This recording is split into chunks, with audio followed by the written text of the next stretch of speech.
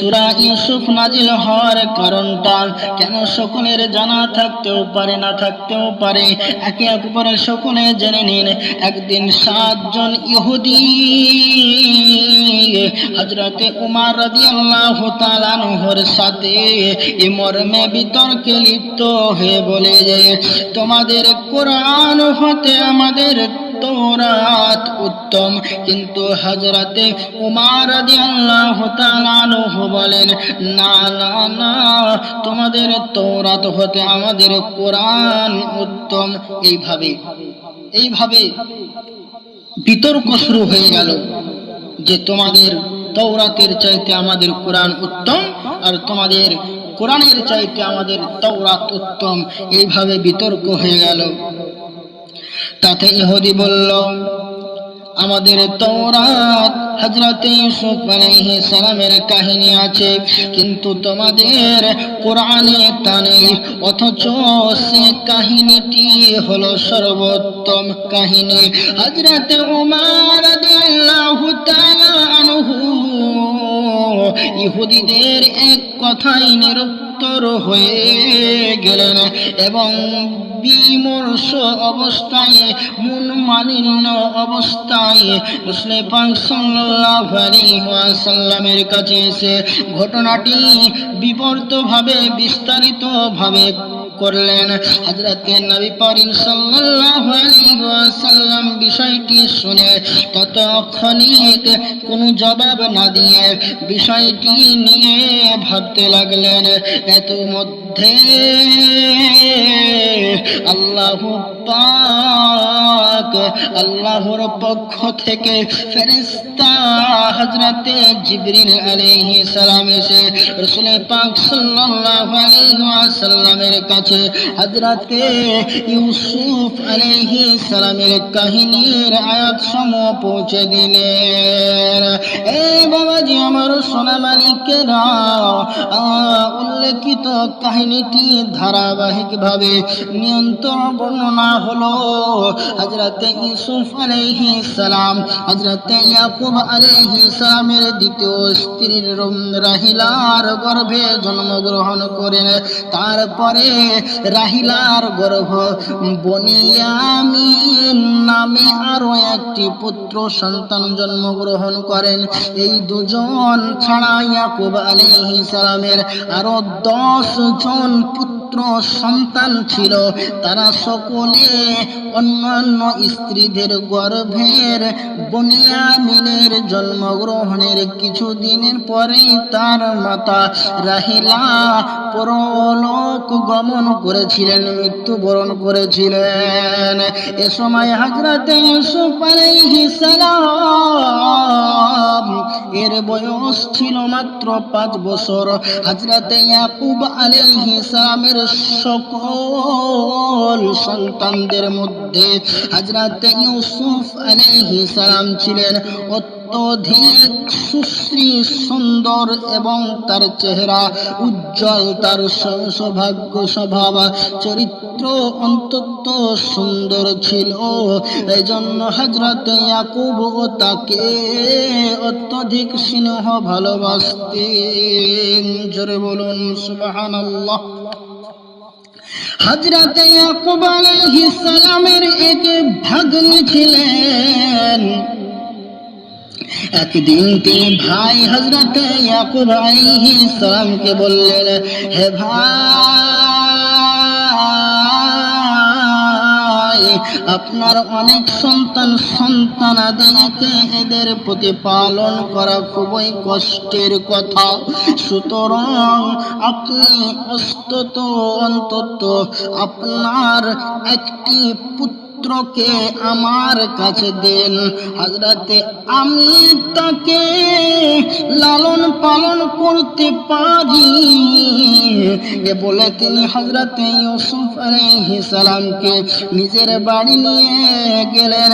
এতে ইয়াকুব আলাইহিস সালাম এ পুত্রটিকে অল্পক্ষণের আদর্শ নেই অস্থির হয়ে উঠলেন।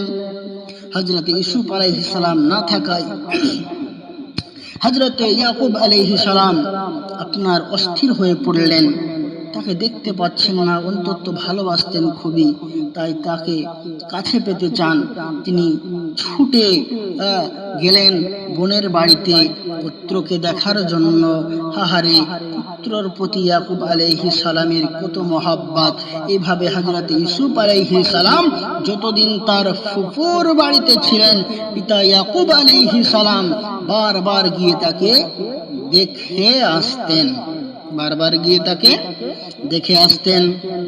হযরত ইউসুফ আলাইহিস সালাম এর ফুফুর তাকে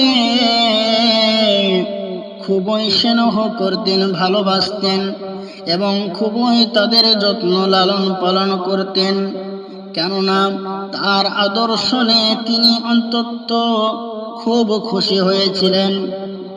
হযরত ইউসুফ আলাইহিস সালামের কনিষ্ঠ পিতা ছাড়া যদিও আরো 10 জন সৎ ভাই ছিল, কিন্তু তাদের দ্বারা পিতা ইয়াকুব আলাইহিস সালামের মোটেই মন ভরে না। কেননা তারা ছিল অন্তত ঝগড়াটে ও হিংসুটে স্বভাবের পড়া। প্রতিবেশীদের সাথে সর্বদা তাদের ঝগড়া বিবাদ লেগেই থাকতো। এজন্য তাদেরকে প্রতি হযরত ইয়াকুব আলাইহিস সালাম ছিলেন অতি অসন্তুষ্ট এবং হযরত ইয়াকুব ইউসুফ আলাইহিস সালামকে কেবল যে তার পিতাই স্নেহ করতেন তা নয়, তার দৈহিক সৌন্দর্য এবং উত্তম চরিত্র পাড়া প্রতিবেশীরা তাকে অন্তত ভালোবাসতেন। এইভাবে হযরত ইউসুফ আলাইহিস সালাম আস্তে আস্তে আস্তে আস্তে বেড়ে উঠছেন, এইভাবে আস্তে আস্তে বেড়ে উঠছেন। নবী পাক সাল্লাল্লাহু আলাইহি ওয়াসাল্লামকে আমরা মহব্বত করি, তাই কবি বলছেন, নবীর দেশে চলো না ওগো জিয়ারতে ওই মদিনা, স্বপ্নে আমি দেখি সোনার মদিনা। নবীর দেশে চলো না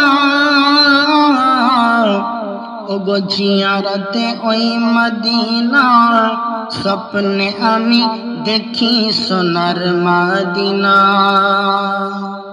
আমার নবী নূরের নবী, দু জাহানের নূরের ছবি। আমার নবী নূরের নবী, দু জাহানের নূরের ছবি। ওগো সেই নবীকে দেখার তরে মন হলো মোর দিওয়ানা, স্বপ্নে আমি দেখি সোনার মদিনা। নবীর দেশে চলো না ওগো জিয়ারতে ওই মদিনা, স্বপ্নে আমি দেখি সোনার মদিনা। হাজিরা যখন হজ করতে যায় তখন পাড়ার লোকেদেরকে ডেকে ডেকে খাওয়ায় আর ক্ষমা চায় যে আমাকে ক্ষমা করবেন, আমি হজে যাচ্ছি। তাই কবি বলছেন, গ্রামের লোকে দাওয়াত দিয়ে খাইয়ে বলে ডেকে ডেকে, গ্রামের লোকের দাওয়াত দিয়ে খাইয়ে বলে ডেকে ডেকে, ও বলি ভুল করেছি ক্ষমা করো যাব আমি মদিনা। বলি ভুল করেছি ক্ষমা করো যাব আমি মদিনা, স্বপ্নে আমি দেখি সোনার মদিনা। নবীর দেশে চলো না ওগো জিয়ারতে ওই মদিনা, স্বপ্নে আমি দেখি সোনার মদিনা। তো কোথায় ছিলাম? এইভাবে যত দিন যাচ্ছে ইউসুফ আলাইহিস সালামের প্রতি তার স্নেহ মমতা ততই বাড়তে থাকে। একদিন তিনি বোনকে বললেন, দেখো বোন, ইউসুফকে ছাড়া আমি এক দণ্ড থাকতে পারছি না। না, সুতরাং তাকে আমার কাছে দিয়ে দাও। ভগ্নী বললেন ইউসুফকে ব্যতীত আমিও তো থাকতে পারবো না। এক পর্যায়ে সিদ্ধান্ত হলো ইউসুফ আলাইহিস সালামকে 1 সপ্তাহ পিতার কাছে এবং 1 সপ্তাহ তার ফুফুর কাছে থাকবে। একদিনের ঘটনা, হযরত ইব্রাহিম আলাইহিস সালাম এক খানা কোমর বন্ধ ছিল। ইয়াকুব আলাইহিস সালামের বোন কোমর বন্ধ খানা দাদার উত্তরধারী অধিকারী শত হিসাবে প্রাপ্ত হন। ইউসুফ আলাইহিস সালাম এর ফুফুর কাছে 7 দিন অবস্থাপনের পর ইয়াকুব আলাইহিস সালাম তাকে নিজের কাছে 7 দিন রাখার জন্য আনয়ন করতে যান। ইয়াকুব আলাইহিস সালাম ইউসুফ আলাইহিস সালামকে নিজের কাছে নিতে যাইলে ইয়াকুব আলাইহিস সালাম বলেন, বোন এক কৌশল অবলম্বন করেন যাতে ইয়াকুব আলাইহিস সালাম ইউসুফকে নিয়ে বেশি দিন তার কাছে রাখতে না পারেন। তিনি ইব্রাহিম আলাইহিস সালামের উক্ত কোমরবন্ধ খানা চুপি সারে ইউসুফের কোমরে বেঁধে দেন। ইয়াকুব আলাইহিস সালাম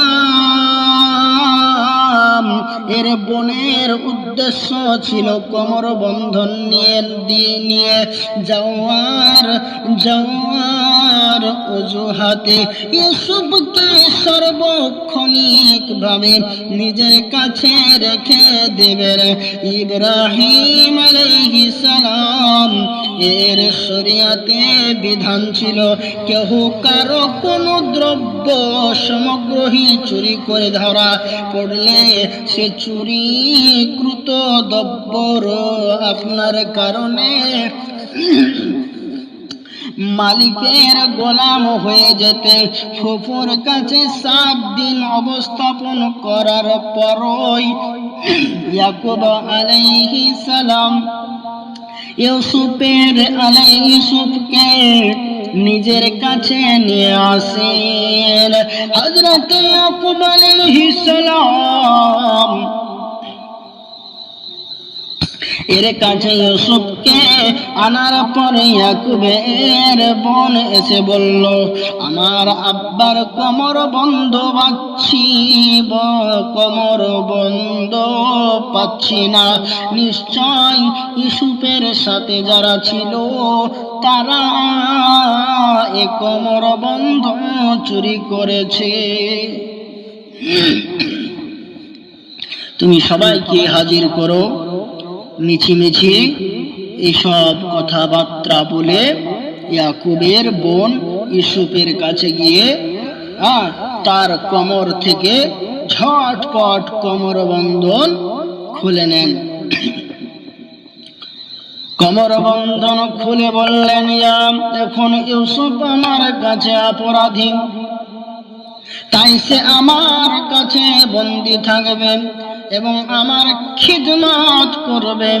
ইয়াকুব আলাইহিস সালাম লজ্জিত হয়ে ইউসুফকে তার ফুফুর কাছে রাখতে সম্মত হন এবং ঘটনার 2 বছর পর ইয়াকুবের বোন ইন্তেকাল করে তখন থেকে ইয়াকুব আলাইহিস সালাম ইউসুফকে নিজের কাছে এনে প্রতিপালন করতে থাকেন।